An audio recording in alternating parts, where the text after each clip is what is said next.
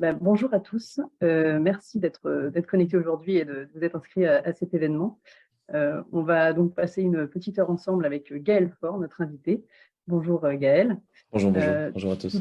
Tout d'abord, déjà, je vais vous présenter très rapidement Fermes en Vie parce que peut-être que parmi les gens qui sont inscrits aujourd'hui, vous ne connaissez pas bien Fermes en Vie et nos activités. Donc, comme vous le savez peut-être déjà, il y a à peu près 40% des agriculteurs qui vont partir à la retraite prochainement dans les années à venir. Et donc, il y a une vraie urgence à répondre à ce renouvellement de la génération agricole. Et donc, chez FEV, nous avons pour objectif de faciliter l'installation d'une nouvelle génération d'agriculteurs et d'agricultrices grâce à 2 leviers notamment.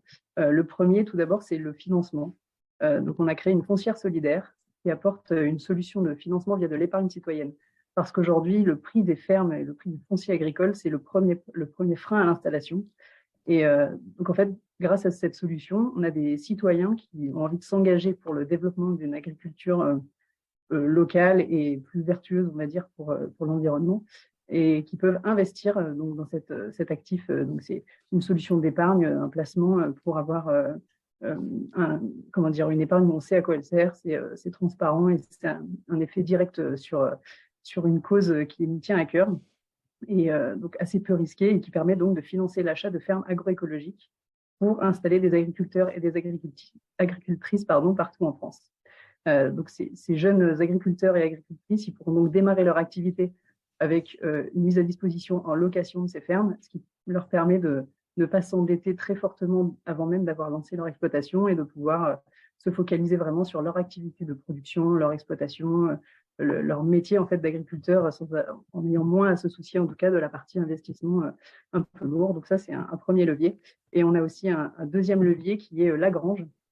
C'est une plateforme en ligne qu'on développe et sur laquelle on rassemble des outils, des contenus, des guides et aussi des webinaires et des partages d'expériences pour que tous les porteurs de projets agricoles puissent s'enrichir, se renseigner, échanger entre eux, développer leurs connaissances et leur réseau et trouver aussi des fermes à reprendre, soit via notre foncière et les fermes qu'on achète, mais aussi via d'autres moyens. Et donc voilà, ces 2 leviers participent à la mission de Fermes en Vie, FEV pour les intimes. Hein. Vous le verrez plus souvent écrit FEV, F-E-V-E. Et donc notre mission, c'est de faciliter l'installation de tous ces projets agroécologiques en France. Donc aujourd'hui, c'est un vrai levier parce que depuis un peu moins de 2 ans, on a levé un peu plus de 6 millions d'euros. Et donc, on a permis à des projets agricoles de voir le jour, avec de la conversion à des pratiques plus respectueuses de la biodiversité, des ressources en eau notamment. Et donc, plus on sera nombreux, plus on pourra développer des beaux projets de reprise de ferme et aider des jeunes à s'installer. Donc, on est ravis que notre communauté de citoyens engagés s'agrandisse chaque jour. Et voilà, on espère que le mouvement va continuer à grandir. Donc, n'hésitez pas à en parler. Si ça vous intéresse, vous pouvez en savoir plus sur nos activités, sur les réseaux sociaux, sur notre site internet ou via notre newsletter si vous n'êtes pas encore abonné. Voilà pour cette introduction, mais voilà, on va maintenant passer à notre invité du jour.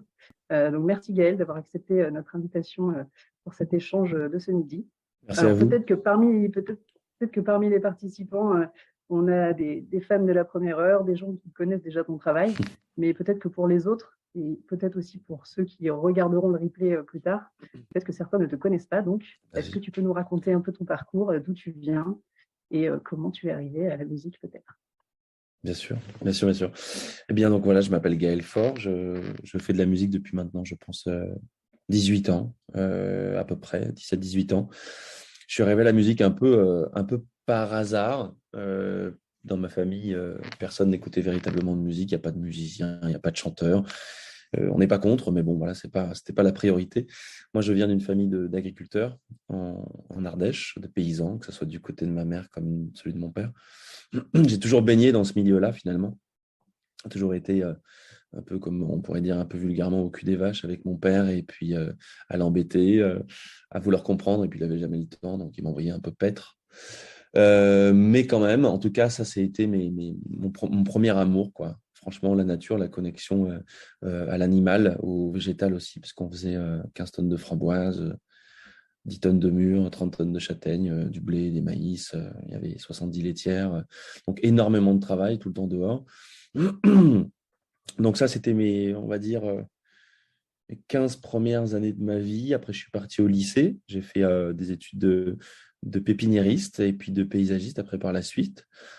Donc un cursus de 4 ans dans un lycée professionnel. J'adorais ça parce que ça pouvait allier la création, la créativité, puis le fait d'être en extérieur et d'apprendre le nom des plantes, la structure des sols, etc. Et puis la musique est arrivée un peu par hasard dans ma vie quand ma première petite copine est venue ramasser des framboises et que 3 ans plus tard, en se séparant de moi, elle m'a proposé de participer à une espèce d'émission, une émission, un télécrochet qui s'appelait La Nouvelle Star. Bon, moi, je ne connaissais pas. Et puis, je suis monté à Paris. Voilà, j'ai commencé à faire ça, à faire de la musique, et puis à me prendre au jeu, et puis à découvrir que je ressentais pas mal d'émotions, en fait, et des émotions nouvelles que je ne pouvais pas vraiment qualifier quand j'étais plus jeune. J'ai commencé la guitare à l'âge de 15 ans, un peu par hasard. Je me suis acheté une guitare, j'en avais envie, après avoir vu un concert. Puis ça m'a plus lâché, quoi. C'est devenu ma fidèle, ma compagne. Voilà, et vraiment. Et puis j'ai commencé à composer pas mal, et puis à écrire. Et je me rends compte maintenant aujourd'hui, c'est assez marrant, je trouve enfin, en tout cas en ce qui me concerne, j'ai l'impression qu'il faut avancer dans son parcours pour se rendre compte après par la suite du parcours qu'on a fait, quoi. Voilà. Et je me suis rendu compte par la force des choses que, d'ailleurs, j'avais même un premier CD qui s'appelait Jardin en ville, que je ne l'avais pas vraiment sorti, puisque bon, ça s'était mal passé avec la personne qui m'avait pris tout mon pognon, là. Mais cette envie, en fait, déjà de ramener, en fait, la nature dans la ville ou la ville, on la ramène dans la nature. Enfin, il y a toujours eu ça en moi, et puis cette envie de prôner les choses véritables, évidemment, donc la nature, la connexion au végétal, à l'animal, et finalement, ça me suit, ça me poursuit, et j'adore cette idée-là. Donc, j'écris sur la nature, mais aussi sur la nature humaine, sur l'introspection, sur ce pourquoi, qu'est-ce qu'on fout là, en fait, c'est quoi le but, ou pas, mais qu'est-ce qu'on pourrait faire mieux, comment on pourrait essayer de penser justement l'artistique aujourd'hui, de décarboniser un peu les choses, de repenser plus petit, mais mieux, plus inclusif, plus immersif. Voilà, d'où l'envie et la nécessité de faire ce spectacle qu'on va jouer le Oui, 10 juin. effectivement. Ouais, tout à fait. Mais j'allais enchaîner avec ça parce que, effectivement, ouais, tu parles pas mal de cette part assez instinctive et ce côté un peu philosophe du poète là, que tu portes. Et du coup, bah, ça m'évoque clairement donc, ce spectacle que tu fais, donc Le bruit du blé. Oui, Et notamment voilà, qui s'intéresse euh, au texte de Giono. tout à Et du fait. coup, voilà, pour moi, voilà, je pense que ça reflète pas mal ce côté retour à la terre, à la simplicité, à l'instinctif. Donc, est-ce que tu peux nous en dire un petit peu plus justement voilà, sur ce spectacle exactement, ce que ça représente pour toi et pourquoi et comment Giono d'ailleurs est arrivé et t'a inspiré? Bien sûr, avec plaisir, avec grand plaisir. C'est vrai que ce spectacle, il m'est apparu quand j'avais fait un album qui s'appelait Regain en 2018. J'avais fait une bonne tournée avec cet album-là. Je m'étais un peu épuisé aussi avec ça.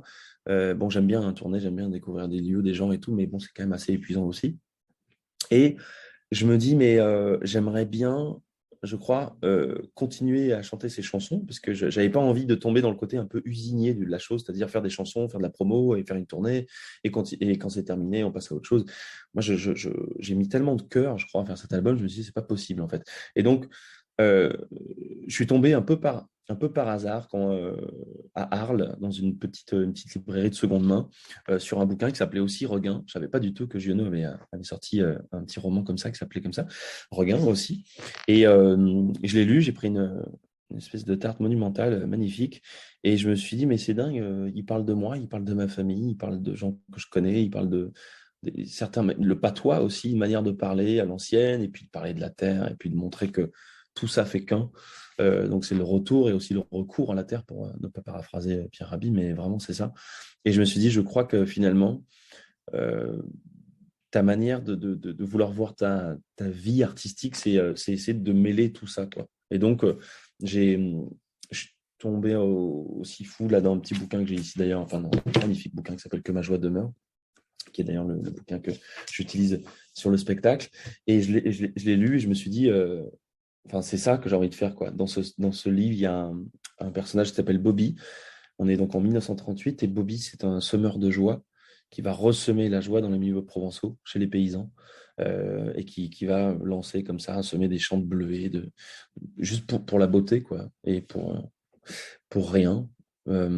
Mais en fait, Giono avait déjà bien compris tout ça, et tout ce qui allait se passer dans l'agriculture intensive, mécanisée, assez infernale finalement, et puis dénaturée, tout ça, justement. Et je commence le spectacle en. D'ailleurs, c'est encore une fois Giono sur un autre petit bouquin qui s'appelle Lettres aux paysans sur la pauvreté et la paix, où il redéfinit ce que devrait être un paysan, ce qu'il est, et donc il fait partie de la zoologie, en fait. Bref, et donc la nécessité, elle était là, quoi. Moi, ma famille venant de là-bas, moi qui me suis un peu expatrié à Paris pour faire cette musique, c'est mon métier, mais au bout d'un moment, j'en avais un petit peu marre aussi de faire juste simplement des chansons et de vivre comme ça. Ça me suffisait pas, ça me nourrissait pas assez. Et Giono m'a sauvé, quoi, vraiment à ça. Et d'ailleurs, j'avais même déménagé dans la Drôme à ce moment-là. Et pour plus de cohérence et pour essayer aussi en tant qu'artiste, moi, de donner plus de force aussi et pas plus de force, mais déjà plus de force à ce que je fais aussi, plus de cohérence. Mais j'avais envie de m'inscrire aussi dans une espèce de transition écologique en passant par l'art. Et Giono a été un pont formidable pour ça. Et c'est vrai que ce spectacle, il a la vocation donc, d'aller jouer dans les fermes, d'aller rencontrer les paysans, les paysannes, les vignerons, des gens qui travaillent la terre avec la force de leurs bras. Et pour moi, ça fait énormément sens aujourd'hui, et notamment dans le milieu artistique où, on le sait, il y a quand même beaucoup de. Tout est basé sur l'image, j'avais envie d'un retour simple, en effet, aux choses, et une reconnexion au vivant avec ces gens qui nous nourrissent, et de quelque part humblement nourrir peut-être aussi les gens qui nous nourrissent, et de dire on est là. Enfin, moi, en tout cas, j'ai envie d'être là pour eux aussi. Et bon, on ouvre une brèche qui est importante et qui est pas facile, puisque c'est vraiment ça, c'est aussi écrire, enfin, une nouvelle route. Je n'appelle pas des centres culturels, on va chez les paysans, du coup on fait face au fait qu'on sait que ça sera peut-être plus compliqué de faire venir du monde, voilà, parce qu'il faut de la com, il faut de l'argent, et l'argent, voilà, il est indispensable aussi. Et, euh, et que je ne suis pas Beyoncé, quoi. Donc du coup, forcément, c'est un peu osé faire des choses, mais je pense que ça vaut le coup quand même. Voilà, se mouiller aussi pour ça, et d'essayer de créer une journée, après j'arrête, mais une journée qui permaculturelle, quoi, qui lie plusieurs domaines, et qui ramène du sens et peut-être de la joie aussi dans ces endroits où c'est pas qu'il n'y en a pas, mais en tout cas peu de culture, et voilà. Bon, je ne sais pas si j'ai bien Ouais. répondu. Ouais, du coup, comme tu dis, ouais, donc ça, c'est un spectacle que tu vas donc jouer dans des fermes. Donc, Oui, notamment, nous, il y a une date le 10 juin prochain, donc tu vas venir le faire justement sur une des fermes qui a été installée grâce à notre communauté d'investisseurs c'est engagés dans la incroyable. foncière. Mm. Et donc voilà, le 10 juin, voilà, moi j'ai hâte de découvrir ce spectacle. J'ai hâte de jouer Et, là-bas, chez Gabriel. et ouais, chez Gabriel. À 2 pas de Bergerac, pour ceux qui connaissent la Dordogne, c'est un endroit magnifique, c'est un endroit rêvé C'est pour un peu venir loin, passer le Mélissa, week-end. Stéphane, mais il faut Ouais, venir, hein, faut venir, ça va être ouais, trop il y a bien, de ça. quoi, il y a de quoi s'occuper autour après pour le reste du week-end. Et puis j'avais envie d'entendre aussi, justement, là, pardon, je me permets, mais Vas-y. d'entendre ces paysans et ces gens, leur laisser un espace de parole s'ils le veulent, s'ils le souhaitent. Enfin, moi, j'aimerais beaucoup, parce que c'est parti d'un d'un concert que j'ai fait, ben, justement, d'un tout petit concert dans une bergerie chez un gars, un maraîcher, pour un festival qui s'appelait Les Plus de Juillet en Normandie. L'idée, c'était de faire une randonnée de 2 heures, une visite de l'endroit, et puis boum, je devais faire un concert dans l'ancienne bergerie. Il y avait une petite centaine de personnes, et en fait, il s'est passé un moment un peu suspendu, un peu magique. Et le maraîcher, à la fin du spectacle, est arrivé sur scène, il a sans mot dire, et puis il m'a pleuré un peu sur l'épaule, quoi. Et comme si quelque part il était nourri, quoi, et il était reconnu. Et donc ça m'a beaucoup touché, et c'est aussi pour ça que j'ai voulu aller jouer ce spectacle beaucoup dans des fermes. Voilà. Super. Et du coup, comme tu dis, donc ça permet de recréer du lien aussi entre un public qui va plutôt Oui, aller dans des salles de spectacle, dans des villes, qui c'est peut-être plutôt un public plus urbain. Est-ce que du coup, c'est ce public-là qui se déplace dans tes spectacles, ou est-ce que tu as aussi peut-être des gens qui ont moins l'habitude d'aller à des concerts parce qu'ils habitent dans des zones plus rurales où il y a peut-être moins d'offres culturelles aussi? Enfin, quel est le type de public qui vient à ce spectacle? mais il y a un peu des deux. Après, en l'occurrence, je dois quand même bien avouer que on n'a pas le vrai premier spectacle dans une ferme à 100% depuis que le bruit du blé est monté, ça va être celui-ci. Ça va être le 10 juin. Donc, je ne sais pas. Et puis, bon, encore une fois, en Dordogne, je me rends pas compte à quel point les gens, enfin, il y a des gens qui me connaissent, dans la ferme de Cussac, est-ce qu'ils vont vraiment. euh, je- voilà, c'est aussi tout le problème de ça, c'est tous les réseaux. Est-ce que vraiment les gens suivent vraiment à fond? Est-ce qu'ils n'auront pas peur de venir dans un espace où il n'y a pas, normalement, c'est pas une salle de spectacle? Je ne sais pas, on va se frotter aussi à ça là dans les prochains mois avec cette date, mais aussi d'autres. Mais je pense qu'il y a un peu des deux, quoi. Je pense que j'espère, parce que c'est le but. Moi, j'ai pas envie de, enfin, c'est même pas une question de convaincre, mais qu'il n'y ait que des convaincus, quoi. Et j'aimerais bien que des gens se surprennent aussi à venir dans des endroits où ils pensaient que, entre guillemets, rien n'était possible, ou que rien. Enfin, je trouve que c'est ça qui est intéressant. C'est aussi que les gens se proposent à eux-mêmes une nouvelle manière d'aller voir un spectacle et de rencontrer du monde. Ok, en tout cas, on est ravis de participer à ce défi pour cette première édition dans une vraie ferme, entre guillemets. Donc, Merci à vous. voilà, Merci. j'espère que tu en seras content et je suis sûre qu'on sera très content. J'ai hâte d'y être. Et du coup, pour revenir un peu sur le sujet initial, donc l'agriculture, on sent bien que voilà, entre ta famille, tes spectacles, tes inspirations, voilà, c'est vraiment un fil rouge aujourd'hui assez évident dans ton travail. Et aujourd'hui, est-ce que tu y reviens des fois? Est-ce que des fois tu retournes un peu justement faire autre chose que de la musique? Est-ce que tu as des fois envie de mettre les mains dans la terre est-ce que tu as un peu ce besoin de te reconnecter à l'activité agricole? Est-ce que pour l'instant, c'est purement, on va dire, artistique, ce lien à l'agriculture? Je peux pas savoir comme ça m'ennuie le fait de ne pas pouvoir presque tous les jours en fait gratter la terre, quoi. Enfin vraiment être proche parce que il y a une espèce de dualité dans ma vie qui fait que je suis la personne que je suis musicien, je suis chanteur, hein, je fais ça de ma vie, je suis engagé là-dedans aussi et j'aime ça. Et je crois véritablement que c'est une grande thérapie et que ça me fait du bien et que je sais que je fais aussi du bien à des gens qui viennent voir ces concerts et ils me le disent et ils me le rendent bien. Mais parfois, si je m'écoutais, j'arrêterais tout et je prendrais une ferme et j'irais travailler, quoi. Parce que l'urgence aussi, parce que je trouve qu'on est trop à parler et juste parler. Moi, je m'inclus. C'est marrant, j'ai pendant voilà, chemin de Stevenson là que j'ai fait pendant quelques jours juste avant. euh, c'est marrant parce que marcher, c'est vraiment se rencontrer, quoi. C'est se rencontrer soi, se rencontrer les autres, et donc du coup rencontrer les autres, c'est aussi se rencontrer soi, etc. Et on avait tous, j'étais parti avec 4 naturopathes qui ont mon âge à peu près. Et c'est fou comme tout le monde parle de la même chose, c'est-à-dire ce besoin de revenir à la nature pour se nourrir et pas devenir fou, mais en même temps se rendre compte que on fait pas assez, quoi, et qu'on vient juste se nourrir et on repart en ville, quoi, comme des espèces de sangsues, là. Mais en fin de compte, qu'est-ce qu'on fait vraiment, quoi, pour ça? Et c'est bien là, moi, que ça commence à me chatouiller fort. Alors, je sais pas si je pourrais, tu vois, être paysan intermittent. Je crois que ça se fait. Je dis ça parce que je sais pas si j'arriverai à lier les deux. Je suis assez nul à ça, je crois. Euh, mais oui, oui, j'y vais souvent. Mais mon rapport à la terre, il est brûlant. Maintenant, je crois que il me suffit pas assez pour que. Je sais pas, je vais voir. Je vais voir dans les années qui suivent, je pense. Tu connais le groupe Inspecteur Clouseau, Oui, bien sûr. Qui évidemment, sont les paysans rockers, voilà, qui eux sont les paysans rockers. intermittents, paysans et musiciens à mi-temps en fonction des saisons. C'est C'est incroyable assez ça. inspirant ce qu'ils font, ouais, c'est clair. Ils sont super, ouais, carrément. Il y en a de plus en plus, en fait, parce que quand j'ai. Donc, c'est moi qui démarche aussi les gens. Là, avec Fèv, c'était encore différent avec Valentin. Mais la plupart du temps, je démarche les fermes, les endroits, les trucs, et pour aller jouer ou pour expliquer ce genre de spectacle. Après, enfin, je pense la nécessité de proposer cette chose nouvelle un petit peu. C'est pas si innovant que ça, mais ça se voit pas non plus, c'est pas si courant. Et assez souvent, je tombe sur des anciens artistes, des anciens intermittents qui connaissent très bien ça et qui me disent mais non, mais super, mais on serait ravis de t'accueillir. Enfin, c'est assez marrant. Enfin, on sent que le musicien est assez souvent paysan ou vigneron.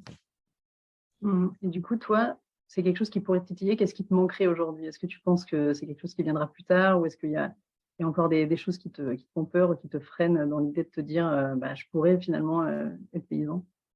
Ouais, c'est une bonne question.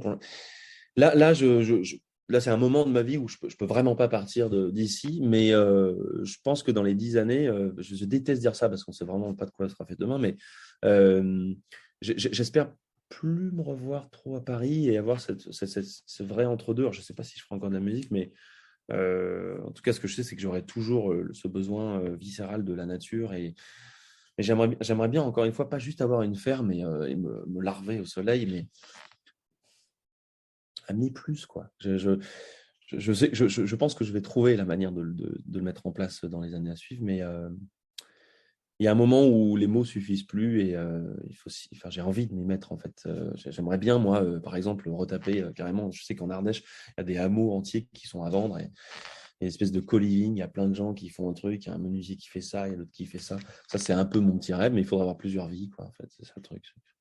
Le temps, il passe et on ne peut pas le Mhm. rattraper, quoi. Voilà, donc c'est assez frustrant. Et du coup, pour toi, ton spectacle, le fait de parler du monde rural, du monde agricole, c'est une manière de transmettre un peu cette urgence que tu ressens. Est-ce que tu penses que ton public, il en ressort, est-ce que déjà tu penses que c'est un public qui est déjà engagé, qui connaît déjà un peu, ou est-ce que tu penses qu'il en ressort en se posant plus de questions et en ayant envie justement de se réintéresser au monde agricole? Bah, honnêtement, le problème enfin, c'est dans notre époque là, quand on s'inscrit dans un sillon, entre guillemets, notamment celui de l'agriculture et de l'écologie, on perd une partie du public, en fait. Enfin, je pense. Parce que du coup, il y en a certains, ça les saoule. Mais bon, honnêtement, j'en ai rien à faire. Parce que moi, c'est ça que j'ai envie de défendre. On peut être multiple, on peut parler de la terre et être un mec drôle et parler d'autres sujets, et puis parler à un moment donné, faire une chanson qui raconte autre chose. Mais ouais, j'espère que les gens comprendront le message, l'importance à travers mes prises de parole, à travers mes chansons. D'ailleurs, honnêtement, je reçois beaucoup de messages par rapport à ça. Et enfin, beaucoup de gens m'envoient le fait que ces chansons les ont aidés justement à prendre une décision, à partir à la campagne, à se dire, tiens, je vais monter ça, je vais monter ça comme ça. Donc ça a vraiment un impact, c'est réel. Donc ça fait plaisir. Maintenant, je suis pas avec eux tous les jours, enfin, je me rends pas compte, mais c'est déjà beaucoup, quoi.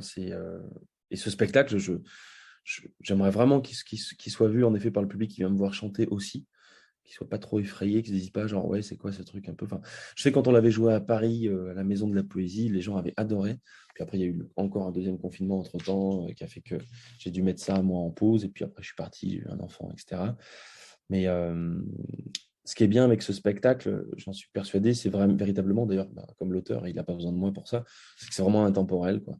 Donc, je souhaite qu'il joue toutes les années entre le mois de mai et le mois de septembre, nourrir un petit peu ici et là des endroits. Là, on va peut-être le faire à la ferme de Sainte-Marthe, qui est un semencier, où ils sont emballés de cette idée, justement, où ça. Enfin, je me rends compte que beaucoup de gens qui ont des fermes ou des endroits où, voilà, où ils travaillent avec la terre, en tout cas, et les saisons, ils ont vraiment souvent envie de lier l'agriculturel, quoi. Les textes, le sens, l'art, en fait, dans leur espace, aussi pour nourrir leur espace différemment, je pense.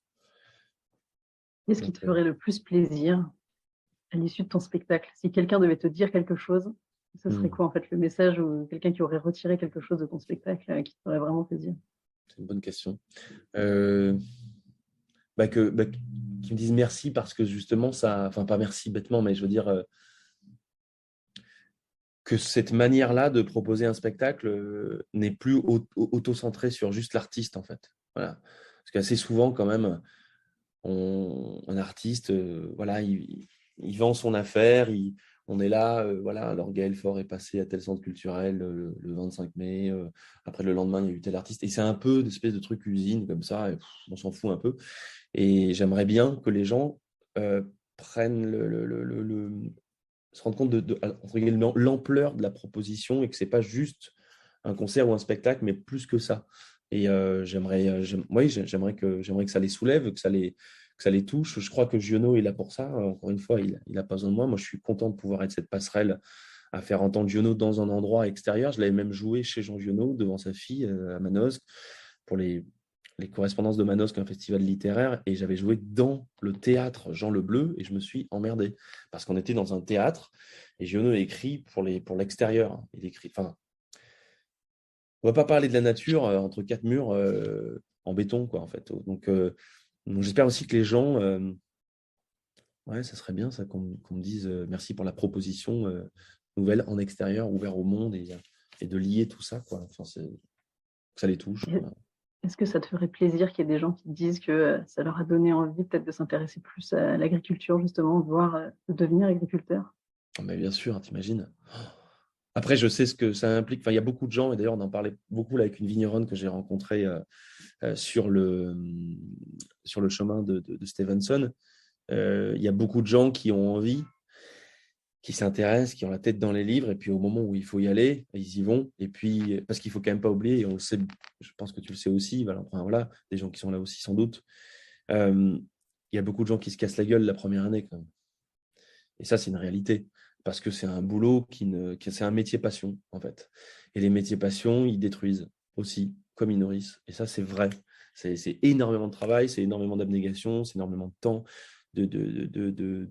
d'investissement, souvent financier. Donc là, vous êtes là en plus, merveilleux pour les aider aussi, ces gens-là. Mais je veux dire, il faut être accroché, quoi. C'est pas une lubie, c'est pas un truc genre. J'en vois beaucoup là des Parisiens qui ont envie de partir à la campagne et de monter une ferme. Et c'est formidable. Mais ça, c'est quelque chose que tu as dans le sang. Enfin, je pense on est déconnecté depuis un trop grand moment. Parce que, comme dit Giono, on est tous des fils et des filles d'anciens paysans.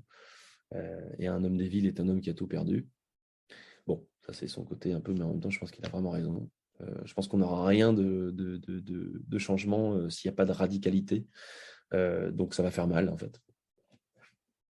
Pardon. Ah, mais il y a un côté un peu sombre quand même chez Giono, malgré tout ce côté, la joie simple, etc. Et Clairement. du coup, effectivement, bah, comme tu dis, ouais, c'est un métier qui est difficile. Je pense que c'est aussi un métier où, tant qu'on n'a pas essayé et qu'on n'est pas allé vraiment sur le Se terrain, frotter, ouais, ouais. pas juste quelques jours, mais voir la réalité, je pense qu'on ne se rend pas vraiment compte de la difficulté. Est-ce que tu penses d'ailleurs qu'on a une suffisamment bonne connaissance aujourd'hui? Enfin, tu as un peu répondu en disant Mm. que voilà, aujourd'hui on est déconnecté, mais peut-être la question ce serait plus comment faire en sorte qu'on se reconnecte mieux en fait justement à nos agriculteurs, à nos agricultrices et qu'on connaisse finalement mieux peut-être cette réalité qui, il y a quelques générations, était dans toutes les familles et aujourd'hui, en fait, a largement diminué. C'est clair. Ben, moi, je dirais simplement que les gens prennent le temps d'aller rencontrer déjà des paysans, d'aller marcher, d'aller visiter leur pays, en fait, leur région, et s'intéresser vraiment au métier, et pas juste quand le fromage il est mis en rayon, quoi. C'est-à-dire qu'à un moment donné, faut comprendre tous les processus. Moi, j'ai cette chance et je suis loin de donner des leçons. Franchement, c'est pas le but, c'est pas l'envie, c'est pas mon voilà. Mais j'ai vu mon père, mon oncle, ma mère, ma famille se tuer à la tâche. Oui, franchement, c'est vrai aussi. Mais aussi prendre du plaisir, enfin, je ne sais pas comment dire, mais c'est un boulot de dingue. Moi, l'été, mon père, il se levait à 5h30 du matin pour aller traire les vaches. En plus, bon, les vaches laitières, je veux dire que c'est vraiment. Donc, tac, le soir, c'était pareil, mais il se couchait à 22h parce que l'été, il fallait arroser les maïs. Donc, il faut faire ça. Et puis, les moissons, parfois la nuit, parfois il arrivait enfin, c'était souvent du 5h30, 6h du mat, 23h. Donc, bon, ça fait peur. Et mais il n'y a pas que ça, il n'y a pas que cette agriculture-là. Il y a aussi des gens qui réfléchissent très différemment aujourd'hui. Je pense qu'on a plein de leviers. Et d'ailleurs, c'est pour ça que beaucoup de gens se mettent sur des écolieux ou des tiers-lieux, enfin, qui mettent un espèce en place un roulement pour que justement on ne s'épuise pas tout seul. Parce que je pense que c'est ça aussi le malheur, c'est qu'il y a encore beaucoup je dirais, de vieux garçons qui sont seuls, en fait, qui reprennent l'exploitation des parents et qui se retrouvent démunis, qui n'ont pas de vie, en fait, qui n'ont pas le temps de vivre à côté des rencontres, du plaisir. Et je pense que le malheur de l'agriculture et des paysans, c'est pour ça que les gens des villes les voient souvent comme ça, c'est qu'ils se disent, mais enfin, super, ils connaissent rien, ils sont là tous les jours à être sur leur terre et tout, mais bon, machin, et ça fait pas rêver. Oui, je comprends. Mais le problème, c'est que le boulot, il doit être fait aussi. Et enfin, vous voyez ce que je veux dire? c'est pas très clair, mais Ouais. je veux dire, Moi, je comprends. J'espère que les autres personnes comprennent aussi. Je vois ce que tu veux dire. N'hésitez pas à réagir d'ailleurs en commentaire. Ouais, Et si, carrément. d'ailleurs, on l'a déjà dit, mais si vous avez des questions, après, on passera on passera bientôt à vos questions. Donc, n'hésitez pas à les écrire dans le chat. On a Valentin qui veille sur le chat pour recueillir vos questions. Mais je repense à ça, Mais mais le ouais, donc pour maraîchage, revenir. quand même, il y a vraiment, enfin, c'est cool. Hein. Je vois beaucoup de jeunes en fait qui s'en sortent bien aussi. Là, j'ai dépeint un tableau peut-être un peu sombre, mais là, les gens que je rencontre, que je contacte, enfin, ils s'en sortent bien aussi, quoi. Et tu leur parles et ils sont emballés, quoi. Ça les nourrit vraiment, malgré le fait que ce soit un métier éprouvant. Donc, oh là là, moi, non, mais même moi, j'ai envie tout seul d'y aller aussi, retrouver, je sais pas, un endroit quelque part où il y a déjà tout en place un truc et de donner du temps. D'ailleurs, c'est pas impossible que je le fasse. Là, je voulais le faire d'ailleurs en périphérie de Paris, à des fermes urbaines. Il y a plein de. Après, il y en a beaucoup qui vont dire oui, c'est un truc de bobo. C'est vrai que c'est pas faux parce que bon, il n'y a pas un grand rendement. Ces petites fermes urbaines, c'est pour la reconnexion au vivant, à la rigueur un petit peu. Mais, mais en même temps, je pense qu'ils ont un rôle important à jouer, ces fermes urbaines-là. Elles ont vraiment un rôle important. Oui, de toute façon, ouais, je pense qu'il faut. Ça passe par une reconnexion, une reconnaissance, etc. Et comme tu disais, aujourd'hui, le métier d'agriculteur, il y a un côté retour à la terre qui fait un peu rêver, on regarde des vidéos et on se rend Ouais. peut-être pas compte de la réalité du terrain. Et il y a à la fois des choses qui peuvent être sûrement géniales, le contact à la nature, être pas enfermé toute la journée à faire un boulot où on ne sait pas trop si c'est vraiment utile, etc. Voilà, je pense qu'il y a d'autres choses qui peuvent tuer à la tâche très différemment. Mais voilà, c'est physique, c'est pas évident, il faut sortir des fois même, il fait moche, tant il faut aller dehors. Et Voilà. ouais, C'est comme d'autres métiers de terrain, d'autres métiers manuels, voilà, c'est pas toujours drôle, mais bien sûr. voilà, je pense que c'est, comme tu dis, il y a au moins des choses sur lesquelles on peut jouer. Enfin, Oui, nous, clairement, chez Fermes en Vie, c'est un peu notre mission aussi, c'est ce côté c'est trop bien. déjà limiter l'impact sur l'endettement, essayer de travailler aussi sur ce côté solitude. Comme tu dis, il y a de plus en plus de tendance à essayer de s'entraider, d'être Ouais, moins seul sur une immense exploitation et de pouvoir être un peu plus sur du travail un peu plus collectif. Donc, ouais, ça, c'est vraiment une approche. Nous, ça fait partie de l'ADN de Fermes en Vie, donc ça, je comprends. Ouais. Je comprends bien tout ce que tu exprimais tout à l'heure. Et super. donc, on espère voilà, que c'est un modèle d'agriculture qui va se développer de plus en plus. Oui, puis attends, pardon, je te coupe, mais regarde, à l'époque, enfin moi, dans ce que je le lis, même de Giono, il y a des réponses, des éléments de réponse énormes. C'est-à-dire qu'avant, les fermes, il y avait de l'entraide de folie. On a juste individualisé tout ça. On a rendu ça affreux. Je veux dire, c'est assez inhumain, quoi, ce qui se passe. Mais avant, tous les agriculteurs, les paysans, ils faisaient les moissons ensemble. C'était la joie. C'est ça aussi. Et c'est vrai que c'est ça qu'on a perdu. C'est pour ça que ça fait peur aux gens. Et c'est pour ça que je pense que la génération je dirais je sais pas, mais 74, enfin allez, 4, ouais, 70, 80, enfin, on les a vraiment isolés, chacun dans leur ferme. D'ailleurs, on le voit bien avec maintenant des immenses exploitations. D'ailleurs, on appelle ça un exploitant agricole et non plus un paysan ou un cultivateur ou un agriculteur. C'est un exploitant agricole. Donc, et on a enlevé la joie, je pense, à l'agriculture. On a enlevé le plaisir d'être ensemble, les grandes fenaisons, comme on appelle ça, les moissons. Ça, c'est dramatique. Parce que c'est même plus que la difficulté du travail, en fait. C'est la joie d'être ensemble. Moi, ça me tue, quoi. C'est vraiment très, très grave. Et c'est en ça qu'on voit que la nouvelle génération a compris aussi ça et qu'ils ont envie, euh, un peu comme des espaces de coworking, comme on peut voir en ville. Ils ont envie d'être ensemble, de travailler ensemble, d'avancer et de monter des projets, des fermes, de récupérer des trucs ensemble, par contre. Et je pense que ça fait toute la grande différence quand le soir, tu arrêtes un peu ton travail. C'est quand même chouette de pouvoir parler d'autre chose, de se retrouver avec quelqu'un de. Enfin, je sais pas, mais ça paraît très sensé, quoi.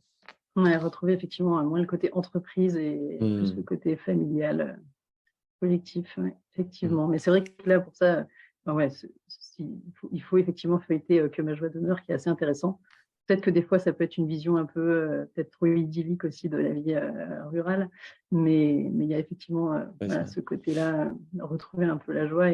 Mais c'est intéressant, à un moment, il questionne quand même le fait que finalement, devoir refaire le travail à la main, par exemple, aujourd'hui, les jeunes qui veulent revenir à la terre avec une vision peut-être un peu utopique, ils disent pas de mécanisation, rien, enfin, ils veulent refaire les choses à l'ancienne, Ouais. justement. Mais là-dessus, je sais que Giono le dit un moment dans le livre, c'est soit il faut être pauvre et pas avoir les moyens et vraiment devoir tout faire comme on peut, soit justement il faut être assez riche pour que ça soit un luxe de pouvoir prendre ce temps de faire le geste où on profite, etc. Donc effectivement, je pense Exactement. que c'est assez intéressant de se dire finalement toute cette agriculture qui s'est développée avec beaucoup de mécanisation, etc., bah, elle a quand même aussi servi à un rôle qui était que l'agriculture, ça reste un métier pénible. Donc Oui, voilà, il y a peut-être faut aussi questionner que tout n'est pas non plus peut-être à jeter. Il faut peut-être pas non plus avoir une vision trop utopique non plus du retour à la Terre si on veut pas s'en dégoûter justement face à la exactement. réalité, quoi. Ouais, c'est vrai, tout à fait. Et du coup, bah là, peut-être on va arriver bientôt à la période des questions du public. Donc, n'hésitez surtout pas, donc encore une fois, à partager vos questions ou vos remarques dans le chat. Super. Moi, j'ai une petite question pour toi. Est-ce que du coup, au-delà de Giono, du coup, est-ce que tu as d'autres écrivains ou des artistes qui pourraient, voilà, sur le monde agricole ou pas d'ailleurs, qui pourraient t'inspirer ou inspirer les gens qui écoutent cet échange sur justement ce côté peut-être retour à la terre, reconnexion Oui, oui, après, je me rends compte que je parle à beaucoup de gens, en fait. Je pense qu'en étant en ville, j'ai besoin de me reconnecter avec des gens qui sont toujours en train de travailler la terre, en fait. Enfin, et du coup, je parle beaucoup à des gens, par exemple, Lobby Paysan, une femme incroyable. Enfin, c'est pas son nom, évidemment, mais d'ailleurs, j'adore ce nom de profil, Lorraine. Et elle qui se bat, justement, dans sa région, dans le Pays Basque, comme ça, qui se bat pour montrer que, voilà, par exemple, ce genre de race-là de vache, ça, c'est pas bon, enfin, faut pas manger. Voilà, on vous explique pourquoi il faut pas manger, parce qu'en fait, ils disent que c'est ça, mais en fait, non, ça se passe comme ça. Euh, elle parle, enfin, elle est hyper impliquée, évidemment, parce qu'elle est elle-même maraîchère et paysanne, mais elle est même très impliquée dans le truc des méga-bassines, par exemple. Elle rend disponible l'information hyper avec une très belle lecture. Donc moi, c'est par exemple quelqu'un qui m'inspire, par exemple cette personne-là. Sur ces réseaux-là, et les réseaux peuvent être très bien aussi quand ils sont bien utilisés. Mais après, je lis ouais, Baptiste Morisot aussi, j'ai beaucoup aimé ses lectures. J'adore Claude et Lydia Bourguignon, que j'avais rencontrés, qui sont un peu on va dire quelque part des pionniers aussi, en plus qui travaillent au CNRS, et puis qui quelque part tapent à la porte des agriculteurs depuis 20-30 ans, je pense, à peu près, pour leur dire arrêtez de labourer vos terres, ça ne sert à rien, on va vous expliquer pourquoi. Euh, Évidemment, Cyril Dion, que moi, qui est un ami et qui je trouve formidable, qui déploie énormément d'énergie pour l'élévation, la conscience écologique. Mais il y en a beaucoup. Après, des artistes en tant que tels, véritables. euh, D'ailleurs, je pense qu'on n'a pas besoin de parler tout le temps de la nature et de l'écologie pour être engagé, mais moi, j'aime beaucoup Feu Chatterton, en fait, par exemple, qui ont une manière de parler de ces thématiques avec une grande poésie, notamment Arthur, l'auteur. Et puis même musicalement, je sais pas. Mais c'est un peu au quotidien, c'est un peu tous les. J'ai pas forcément des gens en tête là. Euh, je pense qu'il y a plein de gens qui sont pas connus aussi, qui œuvrent et qui font plein de trucs, mais ouais. Non, mais déjà, de toute façon, avec ce que tu as cité, c'est vrai que voilà, il y a des auteurs, il y a des artistes, et au pire, voilà, il y a au moins Giono pour ceux qui n'ont pas encore lu. C'est une découverte Ah poétique oui, mais assez ça c'est certain. inspirante de toute façon. Oui, puis c'est assez Euh, grand et qui peut amener ailleurs. Et puis la Colette aussi. Enfin bon, non, mais il y en a plein. Enfin, des artistes, enfin des auteurs récents. Il y a une femme que j'ai rencontrée, oui, récemment, là, à qui j'ai fait un. Oh, je sais plus, mais bon. Après, il y a aussi des journalistes, moi, qui se bougent, là, des jeunes, Salomé, voilà, Camille Etienne aussi, pareil, qui sont des activistes, mais qui connaissent bien les sujets. On sent bien que, d'ailleurs, Salomé, c'est là qu'elle elle vient d'Ardèche. Camille Etienne, elle vient de la montagne. On sent que c'est aussi des gens qui savent de quoi ils parlent et qui ont des rêves, quoi. Ça, j'aime bien. Super. Et Bon, justement, merde. en parlant d'artistes, moi j'aurais aimé parler de la notion d'artiste engagé. Ouais, ouais. J'aurais aimé savoir ce que c'était un peu ta définition à toi de ce terme-là, et savoir si toi c'est quelque chose qui te définit ou pas de 100%. Ouais. Écoute, c'est une belle et grande question, ça. Légitimité, oui, vraiment, au bout d'un moment, en fait, j'ai arrêté de me dire, genre, je suis plus. Si, je suis légitime. Je pense qu'on est tous légitimes, on est tous des êtres vivants, on vient tous on vient tous de la terre, finalement. Pour l'artiste engagé, je crois que finalement, c'est juste se rendre compte, c'est peut-être être un artiste déjà, normalement, pour moi, selon moi, c'est un peu ouvrir les yeux sur le monde, sur ce qui se passe, sur les problématiques majeures. On ne peut pas être engagé, je pense, pour tout. Un artiste engagé, ça peut être aussi dans la politique, dans la géopolitique, moi, là, en l'occurrence, c'est vrai que je pense que clairement, je me sens beaucoup plus, parce que c'est mes racines, beaucoup plus engagé dans la transition écologique, dans l'artistique, dans l'artiste qui a envie de repenser un peu le modèle artistique et de reproposer des choses, d'où cette petite proposition du bruit du blé, où finalement, ce n'est pas tant les gens, enfin, c'est pas tant les gens qui viennent à l'artiste, mais c'est plus l'artiste qui va, entre guillemets, parce qu'il faut bien quand même qu'ils viennent quelque part, mais vers les gens. Donc ça, c'est un engagement. Après, je pense que c'est vrai que moi, je trouve que il y a beaucoup de gens que j'écoute où je trouve qu'avec l'ampleur qu'ils ont au niveau de du succès, comment on peut dire ça là, ils pourraient faire plus, j'ai l'impression. Je me sens toujours un peu genre, hé les gars, putain, quand même, genre tu remplis un zénith, peut-être que tu pourrais tenter, tu vois, de proposer ça ou ça. Après, je ne sais pas tout, je ne suis pas tout. D'ailleurs, je suis pas eux, je peux pas. C'est difficile de savoir comment ils sont engagés les gens ou pas aussi au quotidien, parce que je pense que on est tous pas exemplaires. Tu vois, là, on utilise un ordi. Enfin bon, bref, on est dans ce système finalement un peu tous. Donc, mais j'avoue que pour répondre à ta question plus clairement, pardon, excuse-moi, c'est que j'aimerais beaucoup voir plus d'artistes parler et s'inscrire dans la transition vraiment, et même dans la manière dont ils voient leur spectacle. J'ai l'impression que s'ils n'ont pas tout le confort qu'il faut, ça va pas, quoi. Et ça, je l'ai vu aussi quand j'avais monté avec Cyril Dion le chant des colibris, quand je devais appeler des artistes pour qu'ils viennent chanter. Bon, bah, les questions, c'était il y a qui, c'est payé combien, il faut, enfin, d'accord, mais là, oui, d'accord, alors il y a qui, il y a ça. Et c'est toujours un truc de l'image avant de l'engagement, en fait. Ça me casse. Voilà, parce que c'est grave en fait. Je me dis à un moment donné, mais on parle est-ce que ça te touche, ce qui se passe dans le monde? Est-ce que est-ce que tu as envie juste de participer à ça? Est-ce que tu as besoin de savoir s'il y a Angèle ou Juliette Armanet qui soit là pour que ton image soit redorée? Donc ça, c'est le côté égo qui me quand même les brise menus. Et j'aimerais bien qu'à un moment donné, on fasse les choses, que certains artistes fassent les choses par le cœur à fond, quoi. Genre quand Julien Doré, on l'avait proposé de participer au chant des colibris, alors qu'il a un colibri tatoué sur le cœur, et qu'il a demandé si Pierre Rabhi était là à chaque fois, et qu'on lui a dit bah, peut-être pas, parce qu'il est quand même un peu âgé et qu'il n'est jamais venu. Du coup, bah, ça, je trouve que c'est. Et après, il va te faire des chansons. Bref, mais moi, ça m'agace, mais ça, c'est mon point de vue. Moi, j'estime être engagé de mon point de vue. Il y en a beaucoup qui diraient, oui, enfin, d'accord, mais bon, quand même, tu fais ça comme ça. Et c'est normal. Je pense que quand on est une figure publique, c'est compliqué de ne pas se faire taper sur les doigts. Enfin, Ouais, tu vois ce que je veux dire. ok. Moi, sur les artistes engagés et inspirants, je vais juste faire une petite promo pour une compagnie de théâtre qui s'appelle La Poursuite du Bleu. Je ne sais pas si tu connais, si tu avais vu leur spectacle Coupure sur le monde agricole. Mais c'est drôle, mais j'ai failli y aller. Et ben, moi, je l'ai vu, il faut absolument y aller. Ils vont jouer cet été à Avignon, et voilà, je conseille à tout le monde, ceux qui s'intéressent justement au monde agricole. Et en plus, l'auteur questionne justement le sujet de réussir aussi à concevoir une culture low cost, low tech, avec peu de décors, pas besoin de camions pour faire des tournées, etc. Et c'est un questionnement très intéressant, je trouve, assez complémentaire avec le tien, du coup. C'est marrant, je joue le 30 juillet au BioVivart, c'est un festival dans le sud, vers Perpignan.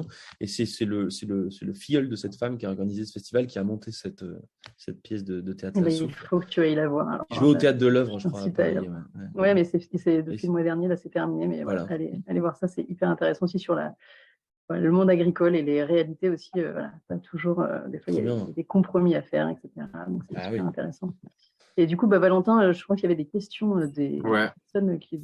Justement, il y a une question qui va faire un peu le lien. C'est une question de Mélissa. Donc, qui dit que, alors certes, il y a le retour à la terre, la reconnexion aux vivants, etc., qui sont importants.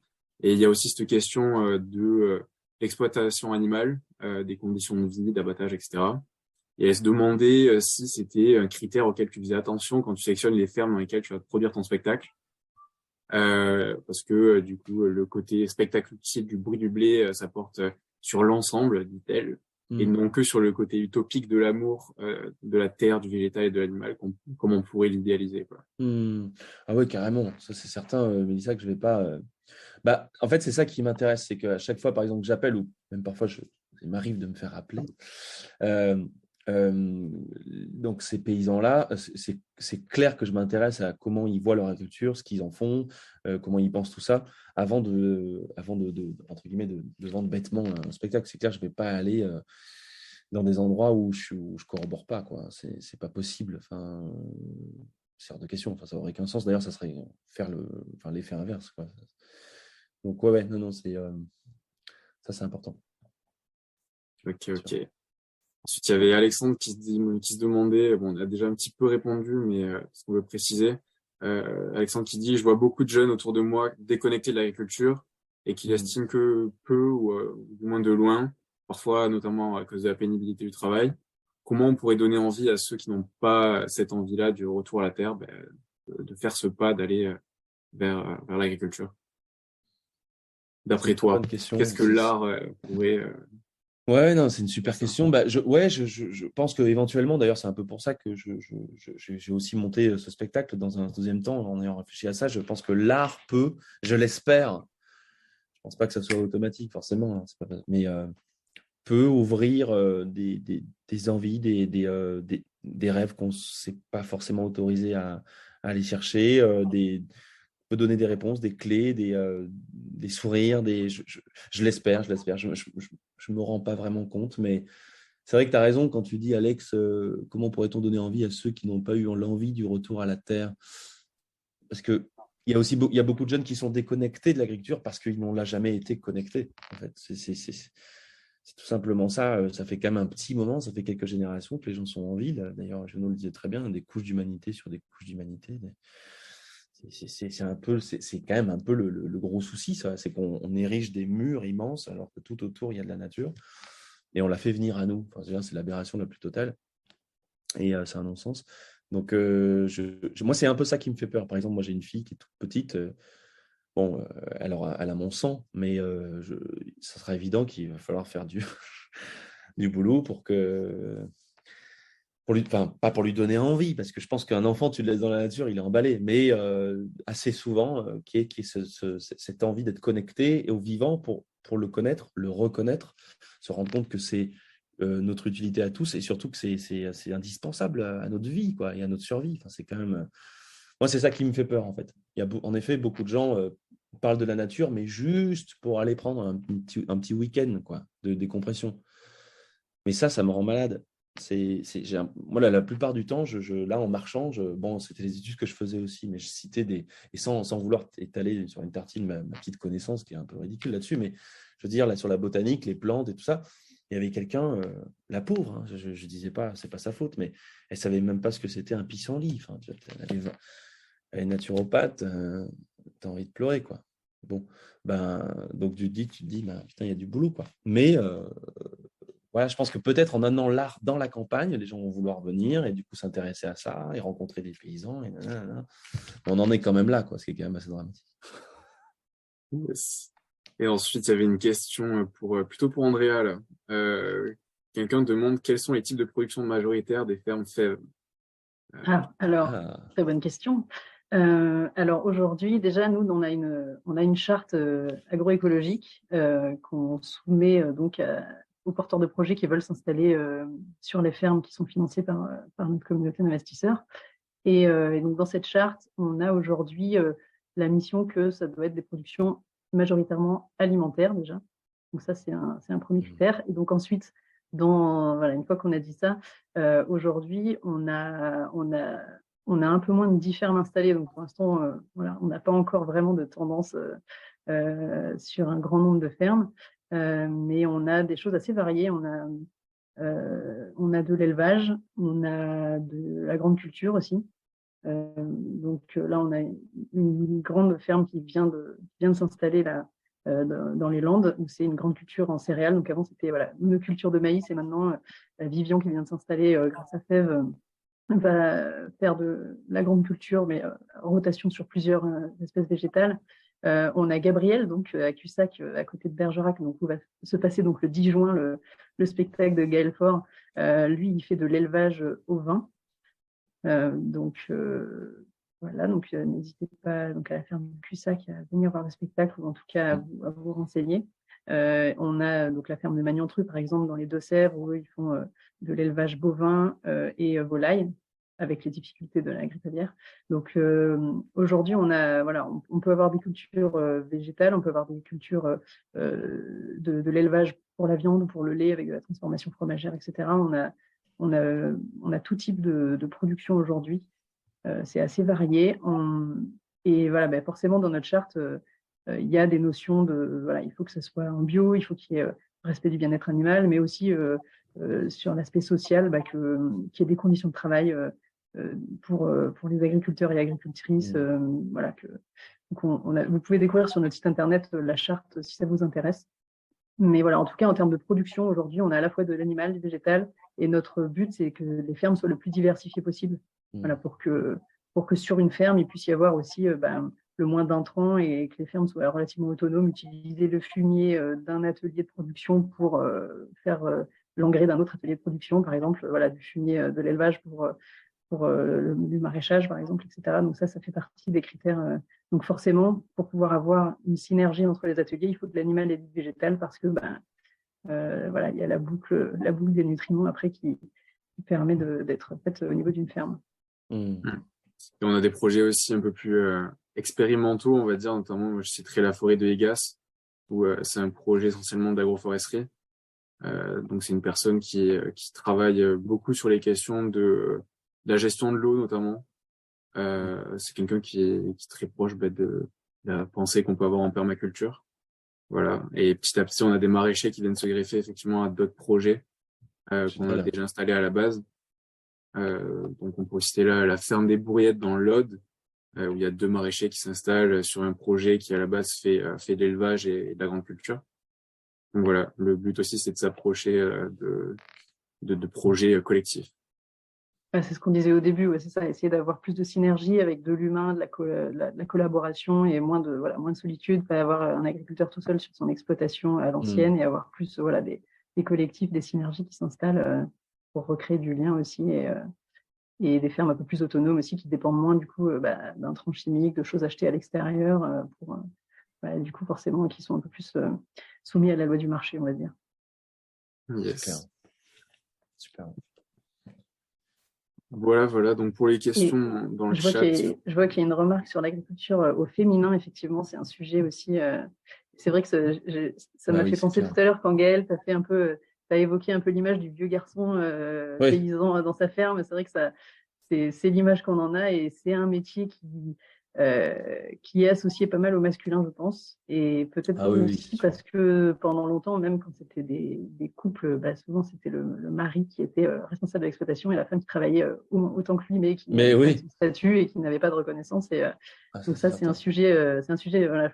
On a un petit article qui a été publié récemment sur notre site, là, justement, sur ce sujet par quelqu'un de notre équipe qui est très investi dans ces sujets-là. Et voilà, on en parle de plus en plus, justement, la place de la femme dans l'agriculture, la reconnaissance des femmes dans l'agriculture. Mais surtout l'indispensabilité de la femme, souvent, dans l'exploitation agricole. Parce que le nombre de... Moi, j'ai dit ça, tu as raison, parce que c'est ce que j'ai vu depuis tout petit. Je vois des vieux garçons.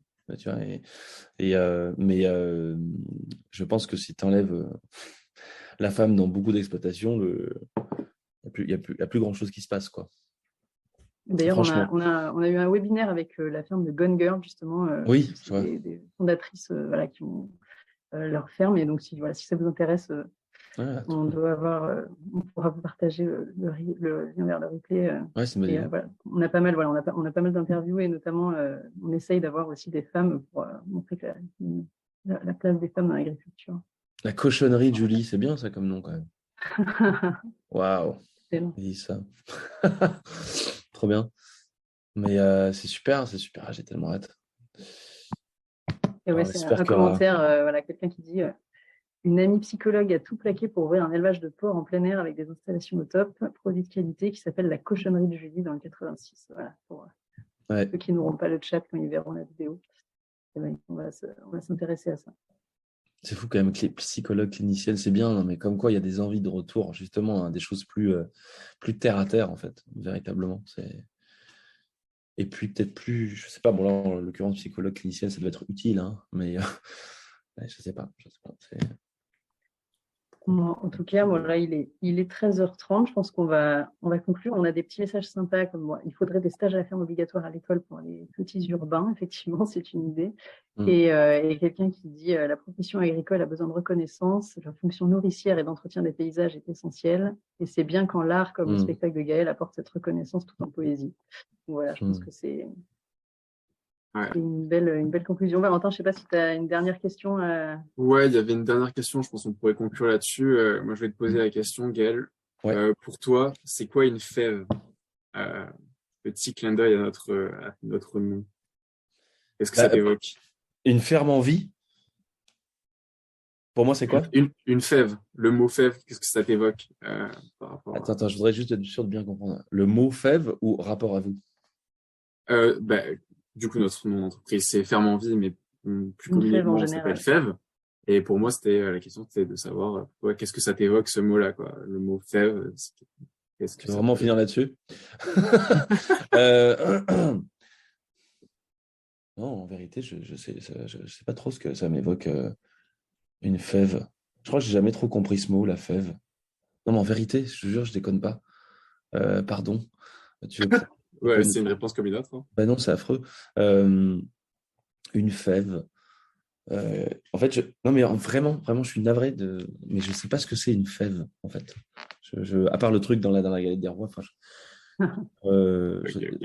Non, mais Ouais, vraiment, c'est pas grave. pour moi, une ferme en vie, c'est tout ce qui a été évoqué dans ce webinaire, en fait. C'est surtout.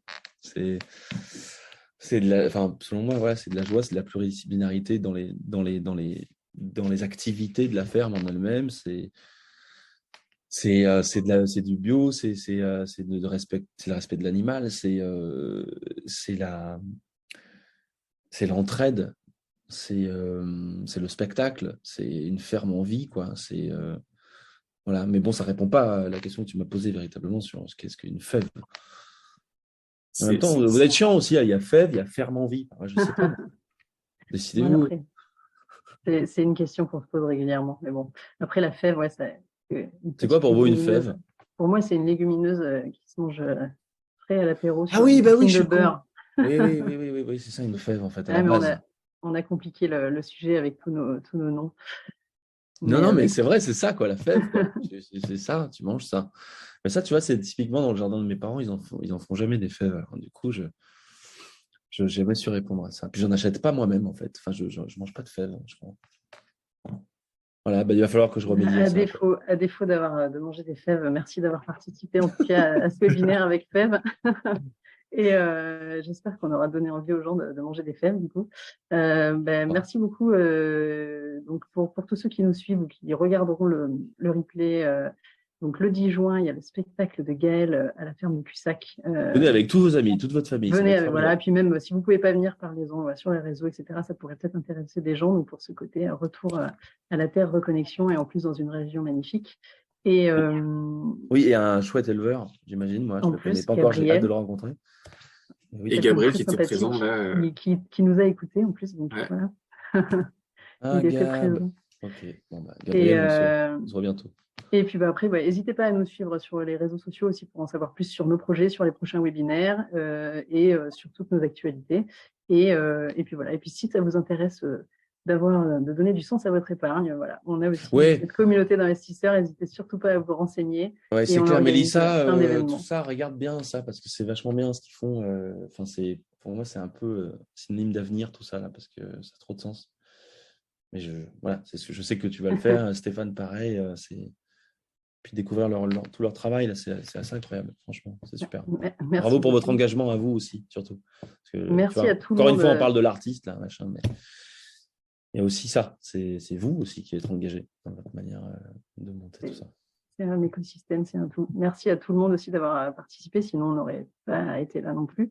Et voilà, et à très bientôt lors d'un prochain événement, voir sur la ferme pour les heureux qui pourront venir. Bon après-midi à tout le monde, merci encore. Salut tout le monde. Au revoir. Bye bye. Au revoir.